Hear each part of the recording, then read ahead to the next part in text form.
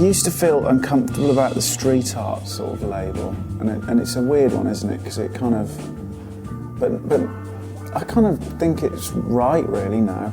It's not graffiti, but it's informed by it and a little bit by comic art, and like the vessel for it is like t-shirts, skateboards, snowboards. That's our canvas, I guess, isn't it? You know, it's a moving, used sort of.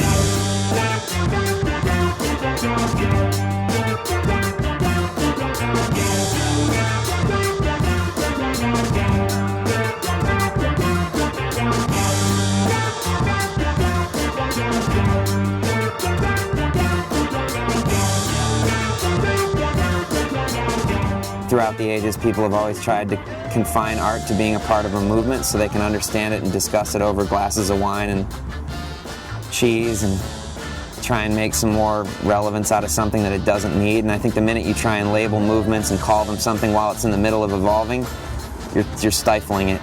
They told me in art school repeatedly that it's a language of communication and you're supposed to use these tools to tell the world something and make it a better place. And for me, if you just throw your stuff in galleries, you're kind of communicating with an audience that can afford to be a part of that.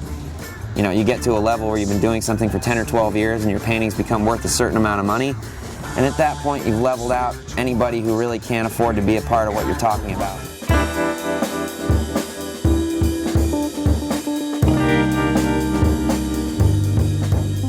Everywhere you look, there's advertisements. And these advertisements are spawned from people's desire to sell products, to make money. They're not there because, I mean, it's great when someone tries to make a funny advert or try and be humorous, but at the end of the day, they're trying to make you buy their product.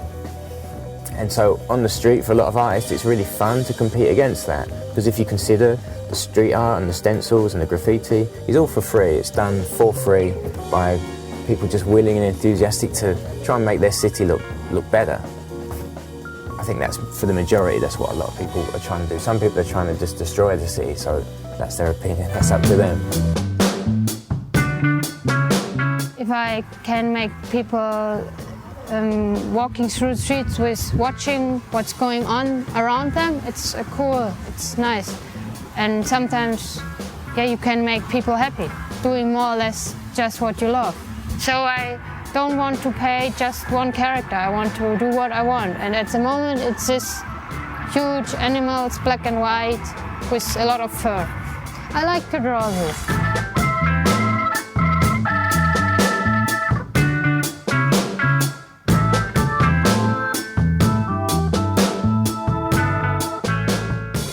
I know a lot of people would probably think this is selling out to be on a tour and it's promoted by a brand, and at the end of the day we're trying to make the brand look cool and they want to be associated with good events, but I'm not sure it's so black and white as that. The guy Yuskun making this happen is a good friend of everyone. I think that's half the point.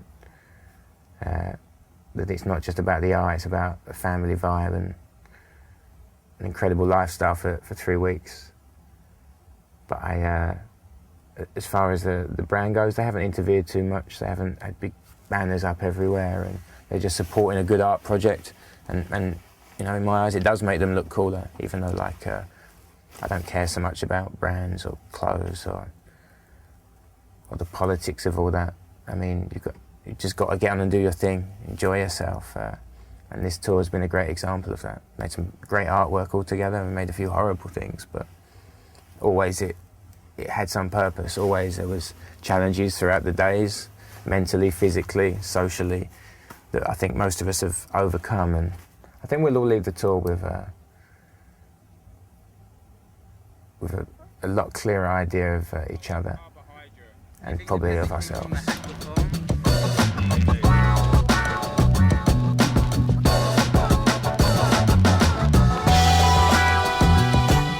I'm really grateful for being here and appreciate the experience, and you know, not in a corny way, but these are memories I'll cherish when I'm an old man. And the important milestones in my life, these are people I'll contact and let them know about it.